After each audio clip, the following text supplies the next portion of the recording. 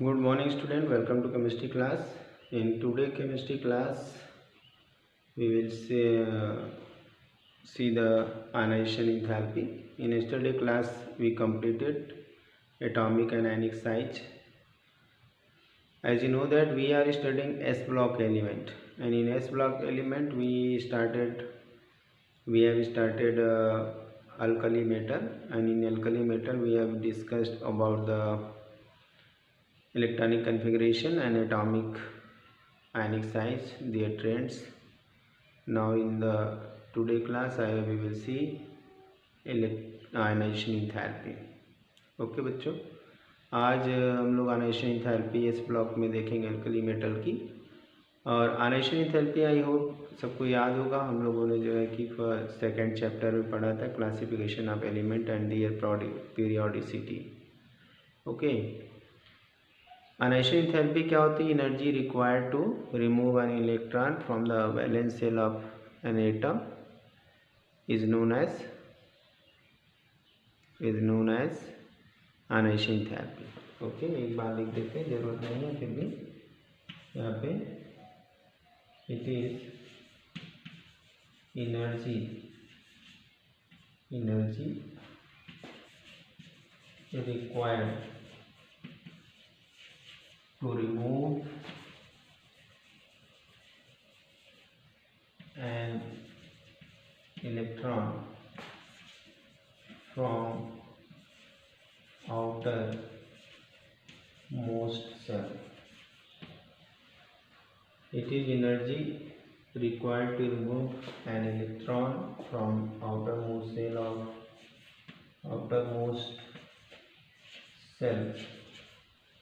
of any atom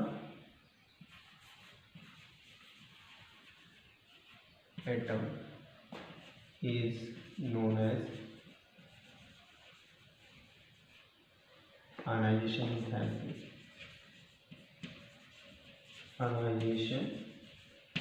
enthalpy.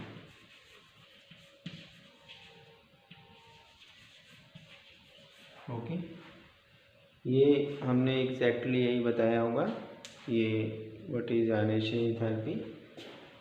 अब question ये होता है कि व्हाट इज आयोनाइजेशन क्या होता है? What is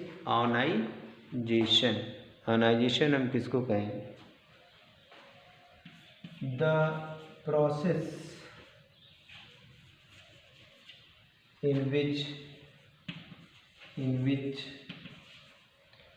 an atom of an element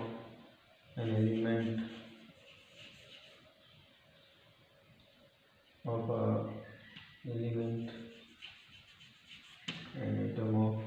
an element is converted into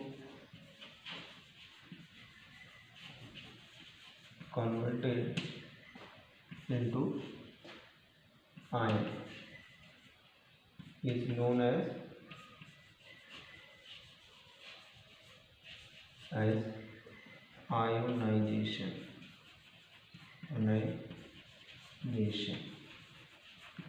okay, तो पहला तो हमने जान लिया कि आयनाइजेशन एंथैल्पी क्या होती है। आयनाइजेशन एंथैल्पी होती है energy required to remove an electron from the outermost shell. Okay, outermost shell of any atom. और यहाँ पे ये भी कह सकते हैं कि any isolated gaseous atom, isolated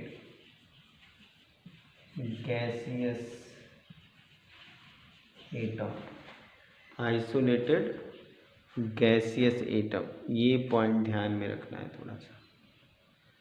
और जिस प्रोसेस में हम एटम को आयन में कन्वर्ट कर देते हैं उसको हम आयनाइजेशन कहते हैं। ठीक है, अब हम बात करते हैं कि ये जो आयनाइजेशन का प्रोसेस तो हो गया।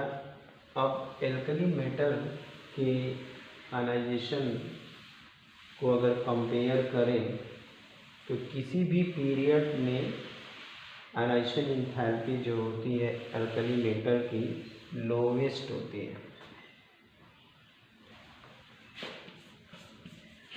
ionization enthalpy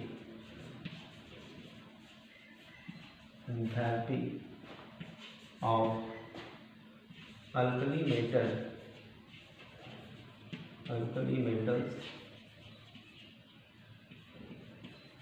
metals are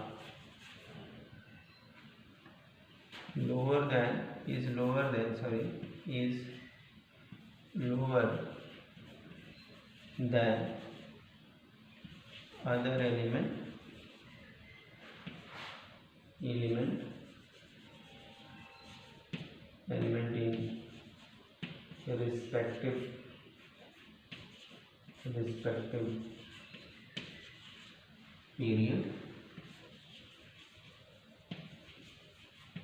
respective period okay. अब यहाँ पे क्वेश्चन होगा कि वाई एक्सप्लेन, रीजन क्या हुआ। किसी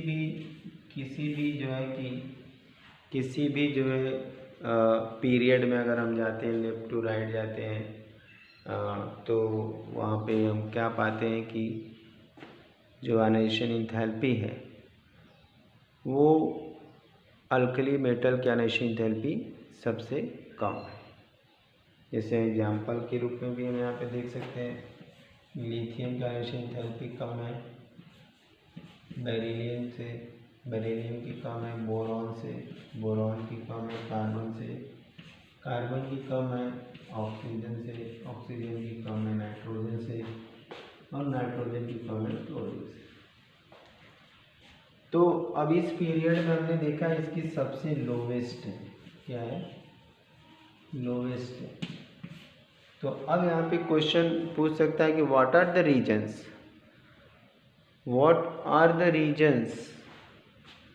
फॉर दिस कॉन्सिक्वेंसेस। ये जो lowest ionization enthalpy alkali metal की किसी भी रिस्पेक्टिव पीरियड में है, उसके पीछे कारण क्या हो सकता है। तो उसके पीछे कारण बहुत हो सकते हैं। एक तो कारण ये हो सकता है कि अगर हम कहें कि इनके आउटर मोस्ट में एक इलेक्ट्रॉन है जिसे लूज करके वो स्टेबल हो जाते हैं। दूसरी चीज़ ये कि एटॉमिक साइज बड़ी है जो कि अदर के केस में छोटी है। तीसरी बात ये कह सकते हैं कि न्यूक्लियर अट्रैक्शन सबसे कम है, क्योंकि सेल साइज जब बड़ी होगी तो न्यूक्लियर अट्रैक्शन भी कम ही होगा।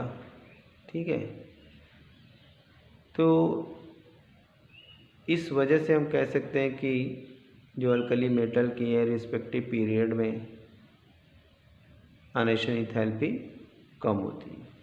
ठीक है, तो पहला रीजन क्या हो सकता है, largest size.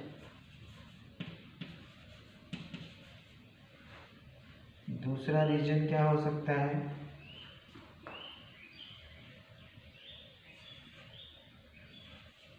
Low nuclear force.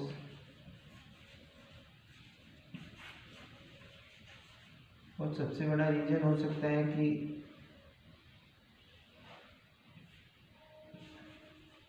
they have only one electron in outermost and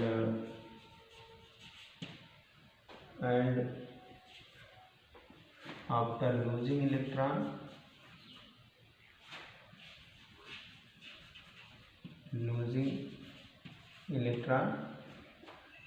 alkali metal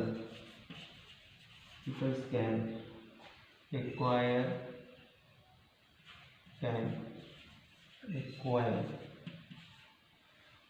inert gas configuration inert gas configuration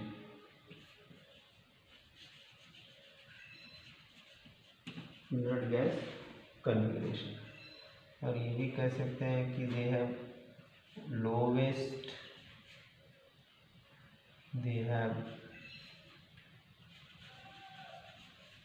lowest electronegativity, lowest electron gain enthalpy। ठीक है, तो ये कारण हो सकते हैं जिसकी वजह से ये हमारे यहाँ पे इनकी अनाइजेशन एंथैल्पी कम है। ये यहाँ पे नहीं दिख रहा होगा, इसको हम थोड़ा ऊपर ले लेते हैं। ठीक है, तो नेक्स्ट हमारा रीजन हो गया यहाँ पे कि they have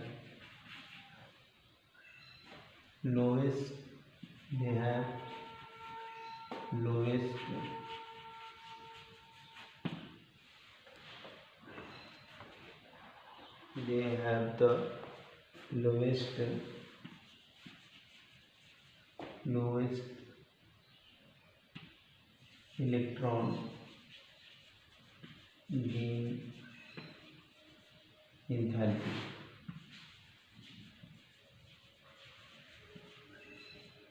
okay, lowest electron gain enthalpy. ठीक है, तो इतने रीजन हैं जिनकी वजह से यहाँ पे इलेक्ट्रॉन गेन इंथैल्पी क्या है, कम होती है। ठीक है, अब देखो यहाँ पे क्या है कि हमने जो लोवेस्ट इलेक्ट्रॉन गेन इंथैल्पी है, अब ये जो हम अनाइजेशन इंथैल्पी बता रहे हैं, ठीक है, रिस्पेक्टिव पीरियड में जो लोअर देन हमने लिखा है, तो electron gain enthalpy first electron की है, क्या फर्स्ट, इसको हम बोलेंगे फर्स्ट आयनाइजेशन एंथैल्पी। ठीक है, तो ये हमने पीरियड में लिख लिया, इसका रीजन भी लिख लिया। एक बार फिर से सारी चीज़ें क्लियर कर दे रहे हैं कि ionization enthalpy of alkali metals lower than other element in the respective period. किसी भी रिस्पेक्टिव पीरियड में आयनाइजेशन एंथैल्पी जो होती है अल्कली मेटल की, वो सबसे कम होती है।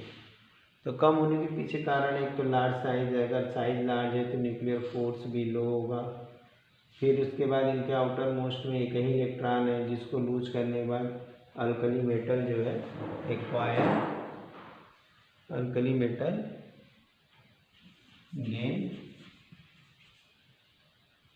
इनर्ट गैस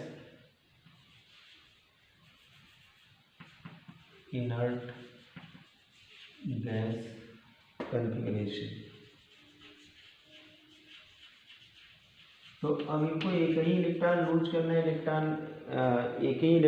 करना है, काहे के लिए एक इलेक्ट्रॉन लूज करना है एक इलेक्ट्रॉन, ताकि इनर्ट गैस कॉन्फ़िगरेशन मिल जाए।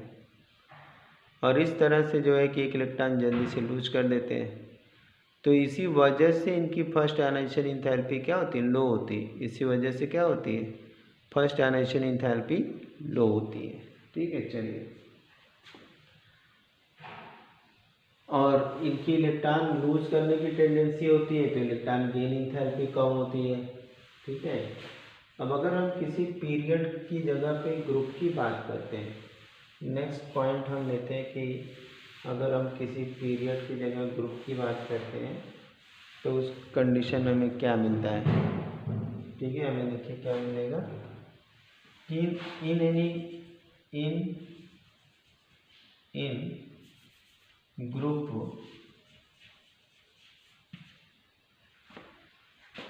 ऑन मूविंग,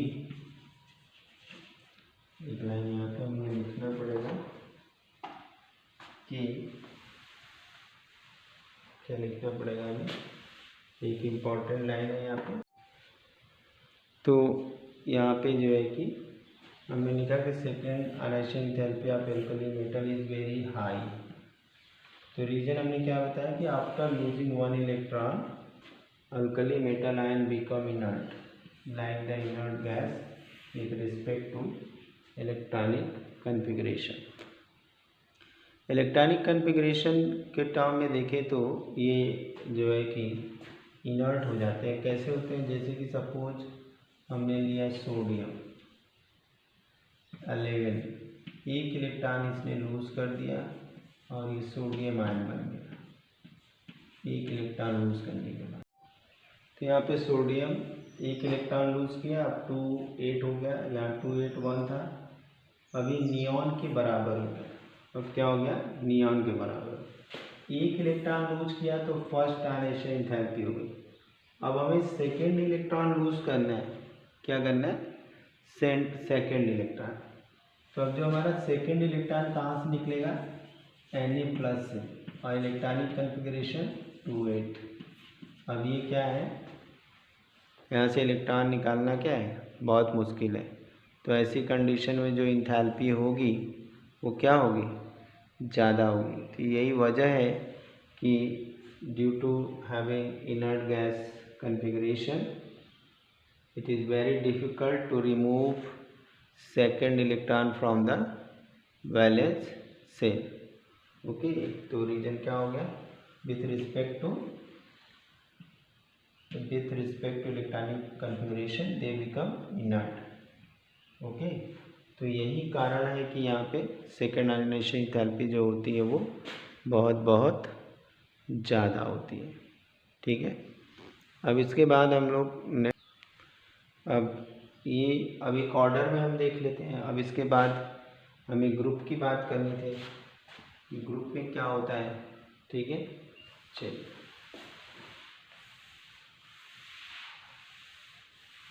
अब ग्रुप में क्या होता है? डाउन द ग्रुप जाते हैं तो आयोनाइजेशन एंथैल्पी क्या होती है?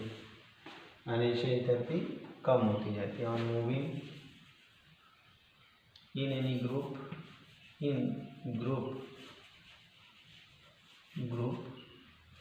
on moving top to bottom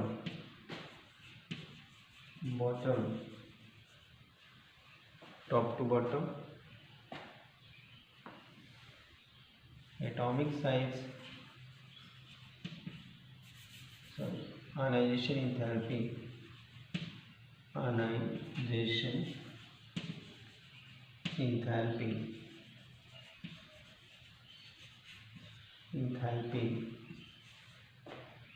decreases, ionization enthalpy decreases। तो अगर हमारा लिथियम है, लिथियम का ज़्यादा है सोडियम से, सोडियम का ज़्यादा है पोटेशियम से, पोटेशियम का ज़्यादा है रुबिडियम से, रुबिडियम का ज़्यादा है सीजियम से, सीजियम का ज़्यादा है फ्रांसियम। ठीक है, तो इसके पीछे रीजन क्या होगा? रीजन अगर पूछा जाए रीजन, तो रीजन क्या होगा? रीजन होगा कि on moving from top to bottom, on moving from top to bottom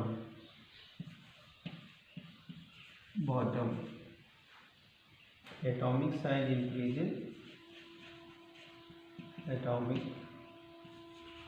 size increases and nuclear force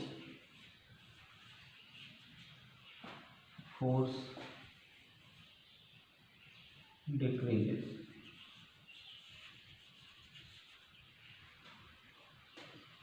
Okay, nuclear force decreases and this results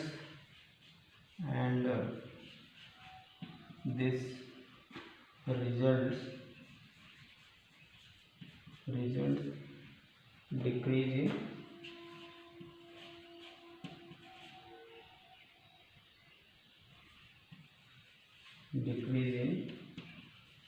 ionization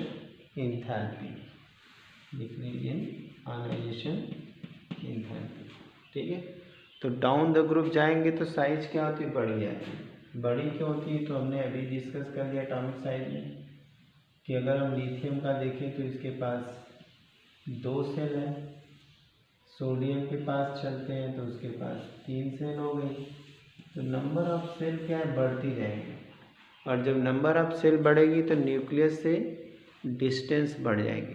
क्या बढ़ जाएगी, न्यूक्लियस से डिस्टेंस बढ़ जाएगी, और जब न्यूक्लियस से डिस्टेंस बढ़ जाएगी तो फिर क्या होगा, न्यूक्लियर फोर्स कम हो जाएगा, और जब न्यूक्लियर फोर्स कम हो गया मीन्स क्या हुआ, अट्रैक्शन कम हो गया, इलेक्ट्रॉन निकालना आसान हो गया, आसानी से अब इलेक्ट्रॉन निकल सकते हैं।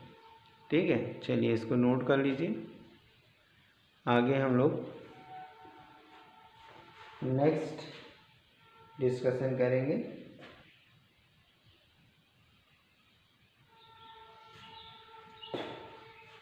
Hydration enthalpy. हम देखेंगे, इसको नोट कर लिया और स्क्रीनशॉट भी ले सकते हैं। ठीक है, स्क्रीनशॉट लेकर के भी लिख सकते हैं। आई बात सुनने। चलिए नेक्स्ट प्रॉपर्टी पे हम लोग आते हैं। हमारी अगली प्रॉपर्टी क्या है,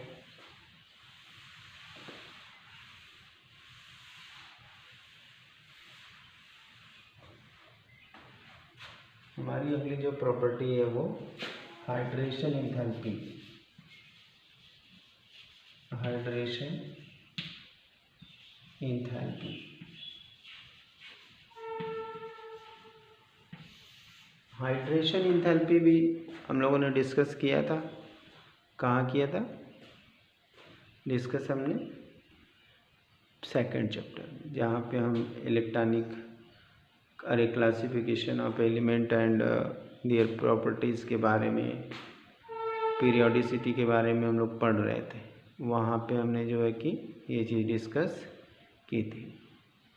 जैसा नाम सजेस्ट कर रहा है हाइड्रेशन, एक होता है ना डिहाइड्रेशन, हम लोग कहते हैं उनको डिहाइड्रेशन हो गया गर्मी के दिन में। डिहाइड्रेशन मतलब पानी बॉडी से निकल गया। हाइड्रेशन का मतलब हो गया वाटर मॉलिक्यूल का जुड़ना।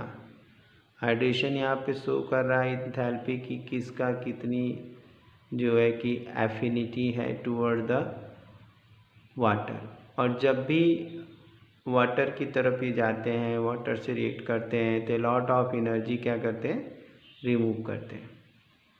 तो हाइड्रेशन एंथैल्पी उसकी ज़्यादा होगी जिसकी अनाइशन एंथैल्पी ज़्यादा होगी। ठीक है, उसकी इलेक्ट्रो पॉजिटिविटी भी उतनी कम होगी।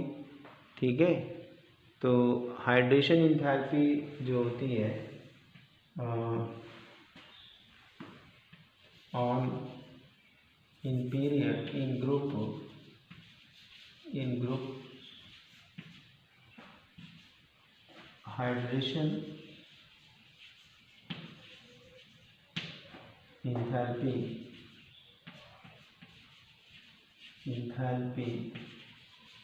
decreases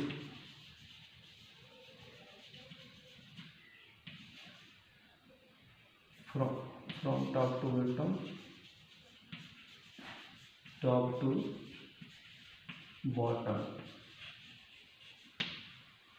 from top to bottom। Top to bottom अगर हम जाते हैं तो हाइड्रेशन एंथैल्पी क्या होती है, कम होती जाती है।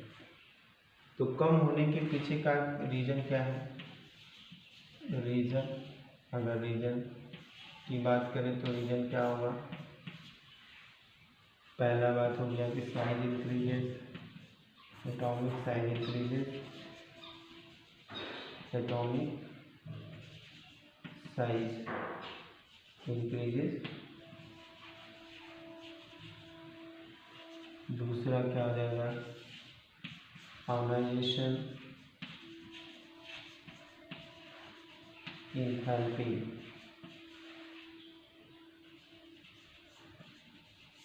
Decreases. Okay, decreases.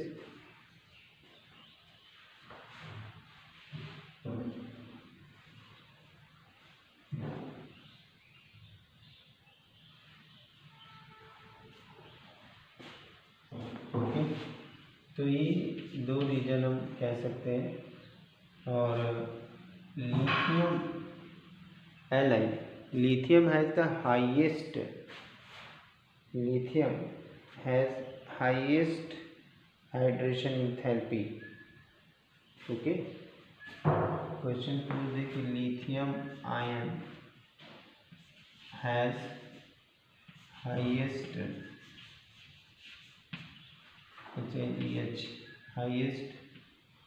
hydration enthalpy. Highest hydration enthalpy among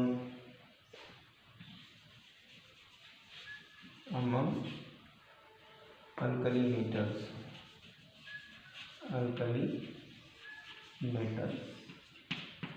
okay, why. ठीक है, इसका जवाब हमें चाहिए. अब इसको आप लोग सोच लीजिएगा, फिर कल की क्लास में हम इसको डिस्कस करेंगे. Thank you, have a nice day. Okay.